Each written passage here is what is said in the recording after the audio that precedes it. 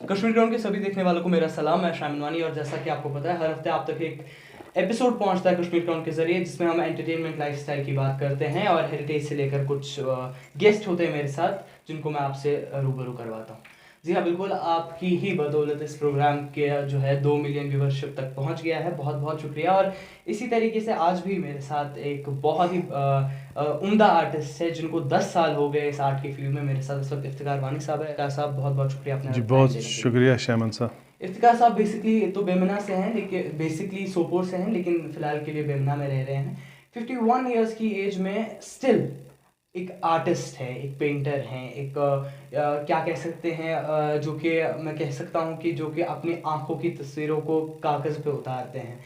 तो एक तो बिल्कुल ही सेल्फ टॉट आर्टिस्ट है। 10 साल हो गए इस फील्ड में। तो इफ्तिकार साहब, पहले मैं आपसे जानना चाहूँगा कि ये जो आर्ट का फील्ड है कश्मीर में particularly, it's never been easy. और जैसा कि सुने में आया है कि आपने बाहर जो है सऊदी में स्टार्ट किया पहले आर्ट, तो कैसा एक्सपीरियंस रहा? अपनी जर्नी के बारे में थोड़ा बताइए, कहाँ से स्टार्ट हुआ है? जी यूँ तो जैसे कि यूँ तो दास्तान दर्द तवील है बहुत, हाँ तुम कहो तो मुख्तसर भी है। सबसे पहले तो मैं आपका बहुत शुक्रिया अदा करता हूँ शैमन साहब, हमारे कश्मीर के यंगेस्ट आरजे हैं आप, तो बड़ी खुशी हुई आपसे रूबरू होने की से। तो मेरा जो पेंटिंग का सफ़र है, ये शौक़ तो बचपन से था, ये तो सभी कहते हैं, लेकिन बचपन से मेरा जो शौक़ था, तो मेरे वालिद साहब मुझे बहुत एनकरेज करते थे स्केचेस बनाने के लिए। हाँ, तो उन दिनों जब पेपर आता था श्रीनगर टाइम्स, उसमें बशीर अहमद बशीर साहब की जो आते थे कार्टून, तो मेरे वालिद साहब रोज़ कहते, ये रोज़ाना मेरा मामूल होता था कि मैं उसको ड्रा करूं। तो रोज़ मैं ये एक्साइटेड होता था एक पेपर कब आए और मैं ये जो कार्टून आज का ये बनाऊं। ये समझिए, मुझे लगता है कि बेसिक ट्रेनिंग यही है। तो इसके बाद ये सिलसिला चलता रहा है, ये स्केचिंग में बनाता रहा। जैसे कि स्कूलों में तो उतना ये नहीं होते थे आर्ट टीचर्स ये वगैरह, तो खुद छोटे मोटे ड्राइंग्स में बना ही लेता था। तो लेकिन ये दबी हुई ख्वाहिश फिर ऐसी ही रही। फिर मैं तालीम के सिलसिले में बाहर गया और तालीम मैंने मुकम्मल की, MBA किया बेंगलोर से ये। लेकिन ये ख्वाहिश बाकी थी दिल में, कहीं ना कहीं थी कि भी मुझे आर्ट करना है। इसमें दिलचस्पी मैं लेता था कि पेंटिंग्स में वगैरह दूसरों के आर्ट देखता था मैगजीन्स वगैरह में। उसके बाद जब इंटरनेट आया तो इसमें हमने देखा। तो फिर सऊदीया में मैं जब जॉब करता था, ये एक बार ये जो दबी हुई ख्वाहिश है, इसने बड़ा ये नहीं कि शोर मचाया अंदर। और मैं तो सऊदी अरब में रहते हुए ये मैं वो वीकेंड्स पर फिर मैंने ये आर्ट सप्लाईज लाई और इस पर हिट एंड ट्रायल शुरू किया अपना ही 2012 से ये सफ़र मैंने शुरू किया। कि उस वक्त में ये ख्वाहिश अंदर की बड़ी जुनून के हद तक ये हो गई थी। तो फिर जब मैंने एक पेंटिंग्स कुछ चीज़ें बनाई और उनको अपने दोस्तों को दिखाया और रिलेटिव्स को दिखाया और सोशल मीडिया आ चुका था, तो मैंने वो अपलोड किया, तो बड़ी अप्रिशिएट हुआ वो। तो उसके बाद ये सफ़र चलता गया और मैं एक बड़ा ही पैशन बन गया और मैं बनाता गया पेंटिंग्स। और वहाँ पर सऊदीया में सऊदी रॉयल कमीशन मुझे फिर इनवाइट करने लगा। उन्होंने मेरा काम देखा। वहाँ फेस्टिवल्स होते थे रीजन, सऊदी वेस्टर्न रीजन में बड़ा फ्लावर फेस्टिवल होता था, जहाँ पर लोग आर्टिस्टों को मदऊ किया जाता था, डिफरेंट कंट्रीज से भी आते थे। मुझे लगता है उन दिनों ओनली एक्सपेट्रिएट था जिसको इन्होंने इनवाइट किया, और वहाँ पर लाइव पेंटिंग्स मैंने बनाई। तो ये फेस्टिवल बुलाते थे। और दूसरा सऊदी कल्चर एंड हेरिटेज को ऑर्गेनाइज करते थे कुछ फेस्टिवल्स, कुछ वहाँ की जो पुरानी इमारतें हैं वहाँ उनको प्रमोट करने के लिए वहाँ वो सेटअप लगाते थे। तो उधर भी मुझे इनवाइट करते, वहाँ भी मैं बनाता था। और लोग सऊदी जो आते थे और वहाँ पर वीडियोस लेते थे और गेस्ट यानी कि तस्वीरें लेते और अप्रिसिएशन करते। तो ये वहाँ तक ये सब। उन्हीं दिनों हर साल जब मैं वैकेशन आता था तो मैं यहाँ कोशिश करता था कि मैं एक एग्ज़िबिशन करूँ कश्मीर में। 1 महीने का वैकेशन होता था और बड़ा मुश्किल होता था ये ऑर्गेनाइज़ करना, ये वो, एक आपको तो पता ही है 1 महीने में। तो फिर 2015 में मैंने सोनमर्ग में एक इनविटेशन था, सार्क पीस डेलीगेट्स आए थे। तो वहाँ पर سارے کنٹریز کے پیس ایکٹیوسٹس آئے تھے، تو ان کے لیے میں نے پھر ایگزیبیشن کیا سونبرگ میں، تو کافی وہ محسوس ہوئے اور اپریشیٹ ہوئے. افغانستان کے تھے، بنگلہ دیش کے، سری لنکا کے تھے نمائندے، تو سب لوگوں نے دیکھا اور کافی وہ انہوں نے اپریشیٹ کیا اور محسوس ہوئے وہ. تو اب جب ہم اتنی تعریف ہو ہی رہی ہے اتنے آپ کے آرٹ کی، اور اتنے بڑے بڑے جگہوں پر آپ کے آرٹ کو سراہا گیا ہے، ہمارے پاس کچھ پکچرز اور کچھ ویڈیو ہے، آئیے ان پہ نظر ڈالتے ہیں اور دیکھتے ہیں کہ کیا پوٹینشیل ہے ان میں. کیا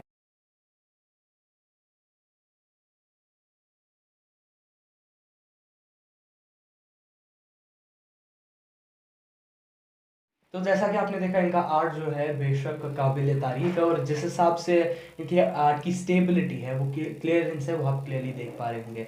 اسی آرٹ کو چلتے ہوئے 2018 میں انہوں نے ایک ایسا کام کیا ہے جو بے شک قابل تعریف ہے، جو کہ یہ ہمیں خود بتائیں گے. تو سر پلیز. جی 2018 میں میری گڈ لک تھا، خوش نصیبی تھی کہ میں نے ایک ایگزیبیشن آرگنائز کیا جو کہ ایس پی کالج انہوں نے کافی اس میں مدد کی اس کو ہوسٹ کرنے میں.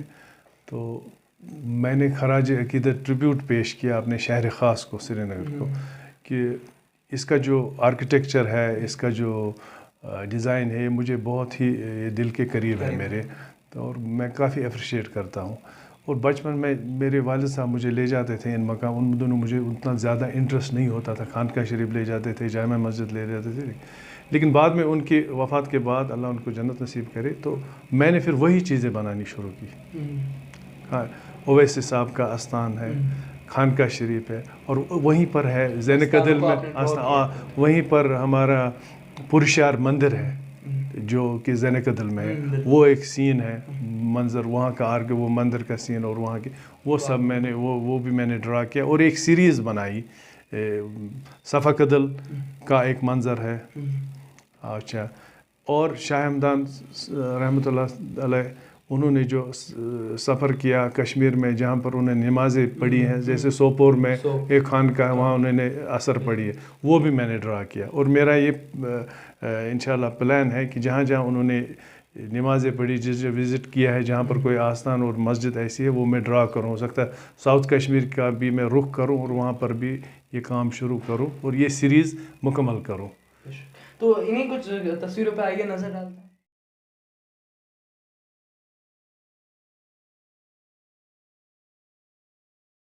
تو جیسا کہ آپ نے ان پکچرز میں دیکھا، یہ جو استان ہے یا پھر خانقاہ جو ہے، ان سب کی پکچر انہوں نے خود مندر ہو، استان ہو یا پھر گرودوارا ہو، کوئی بھی ایسی اسپریچول جگہ ہو، ان سب کی پکچرز انہوں نے جو ہے ڈرا کی ہیں خود.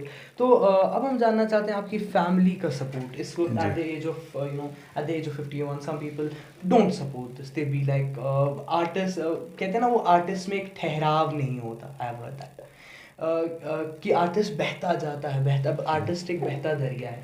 تو اسی حساب سے آج کل کے لوگ تو یہ باتیں سمجھتے نہیں ہیں. تو آپ کے حساب سے آپ کا کیا کہنا رہے گا؟ کیسا رہا فیملی کا ریئیکشن؟ پرٹیکولرلی آپ کی وائف ہیں، جب آپ کی میرج ہوئی اس کے بعد ان کا ریئیکشن کیا رہا ہے؟ جی بہت اچھا سوال آپ نے پوچھا شیمن صاحب.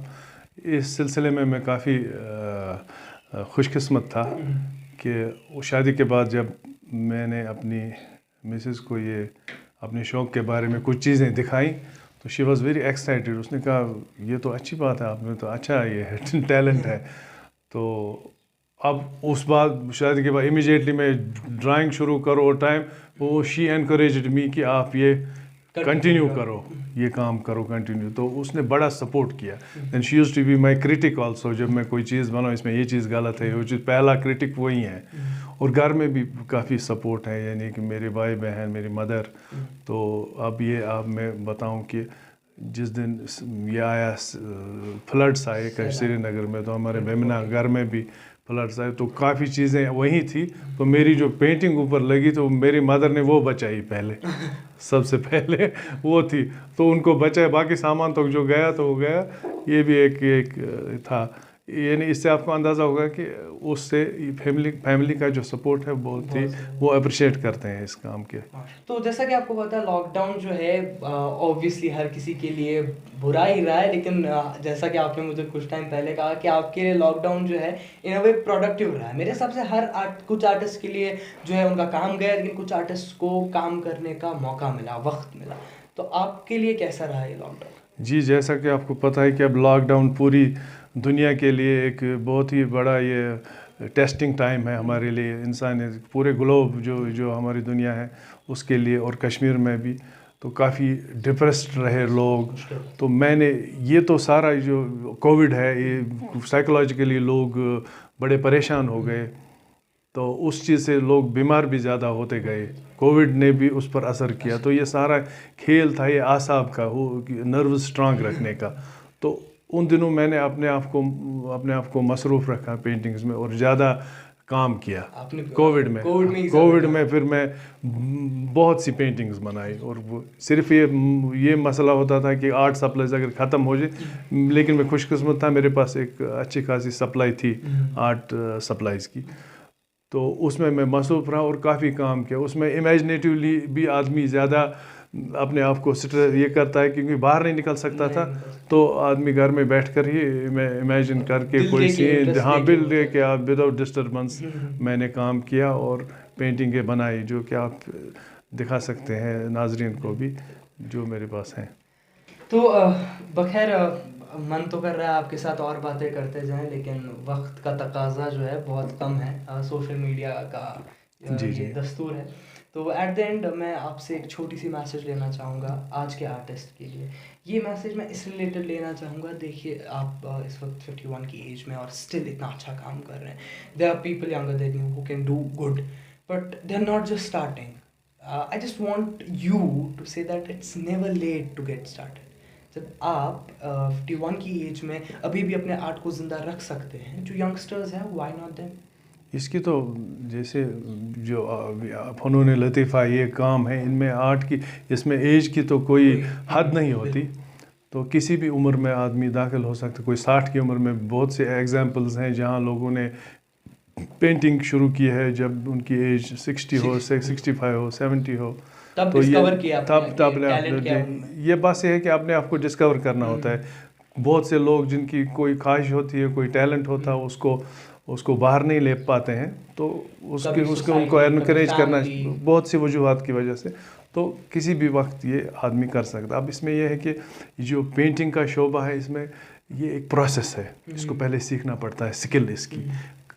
خواہ آپ امیجنیٹیولی کتنے ہی آگے ہو، آپ امیجن کر سکتے ہو، کریٹیوٹی آپ کی کتنی ہی ہو، لیکن اس کریٹیوٹی کو کینوس پر لانے کے لیے آپ کو بہت محنت کرنی پڑتی ہے اور اس کو پروسیس سیکھنا پڑتا ہے.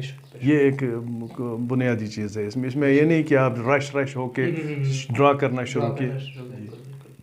چلیے بہت بہت شکریہ اپنا ٹائم دینے کے لیے. بہت شکریہ صاحب، بہت خوشی ہوئی آپ اسٹوڈیو میں تشریف لائیں، اور مجھے امید ہے آگے بھی آپ سے ملاقات ہوتی رہے گی اور اسی طریقے سے آپ انٹرویو دیتے رہیں گے. اللہ تعالیٰ آپ کو کامیابی کا مقام پہ دیکھے.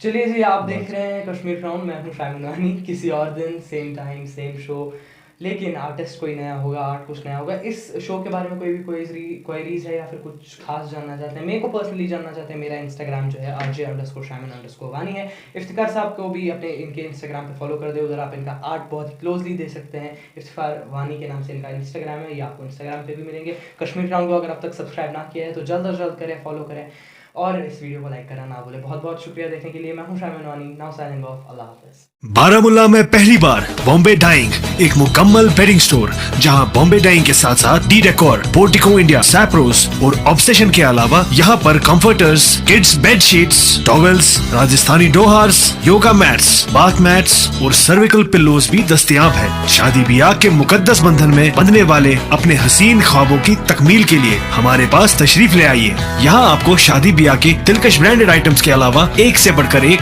آرام دہ slippers, soap dispensers, laundry bags, knit craft coasters, hand bags اور ٹیبل میٹس بھی مناسب قیمتوں پر دستیاب رہیں گے. اب آپ کو برانڈڈ آئٹم خریدنے کے لیے دور جانے کی کوئی ضرورت نہیں. ایک بار ہمیں ضرور خدمت کا موقع دیں. یاد رکھیں اور تشریف لے آئے بامبے ڈائنگ، نزدیک سیمنٹ برج، اپوزٹ ہنڈوارہ سومو سٹینڈ، مین چوک، بارامولہ. رابطے کے لیے ڈائل کریں 9906 588 733 959652 3008.